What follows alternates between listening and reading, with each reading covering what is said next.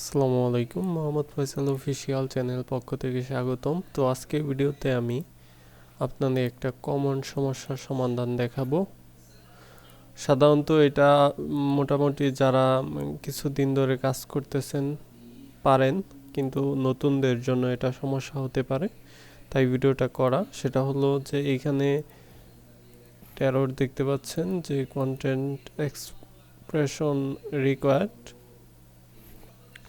তো এটা ফিক্সড করার জন্য আপনাদের যেই জায়গায় আপনারা সুইচ কেস ইউজ করছেন, বর্তমানে আপনাদের যে প্রজেক্ট, সেই প্রজেক্টের যদি প্লাগ ইন আপডেট করে থাকেন বা লাইব্রেরিগুলো আপডেট করে থাকেন, সেক্ষেত্রে কিন্তু সেই আগের সুইচ কেসটা আর বর্তমানে কাজ করবে না। সেটা যে কোনো প্রজেক্ট, নতুন কোনো প্রজেক্টে আপাতত করতেছে না অনেক দিন যাবৎ, আমি এটি লক্ষ্য করতেছি।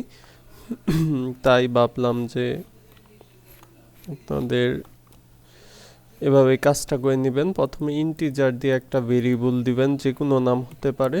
তারপরে এইখানে যেটা থাকবে, বর্তমানে এখানে আছে আইটেম, তো এটা ওভাররাইট করলে অন্য কিছু আসতে পারে। তো এই পাশে যে ভেরিয়েবলে যেটা থাকবে সেইটা দিবেন, দেন গেট আইটেম আইডি দিবেন। তারপরে আপনারা কন্ডিশন দিয়ে দিবেন। আমি এখানে ইফ এলস ইউজ করব। আইটেম আইডি যদি সমান সমান এইখানে যে আইডিটা আছে সেইটা হয়, তো এটা আমি কপি করে এখানে দিলাম, কন্ট্রোল শিফট এন্টার। তো ফার্স্ট সুইচ কেসের ভিতরে যেইটুকা ছিল সেটা আমি এখানে পেস্ট।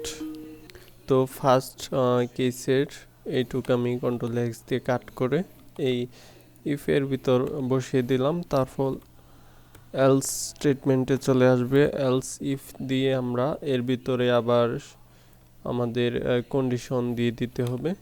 তো কন্ডিশনের নেক্সটের আইডিটার তো ডিফারেন্ট হবে, তাই এটা কাট করে এখানে আবার দিয়ে দিলাম।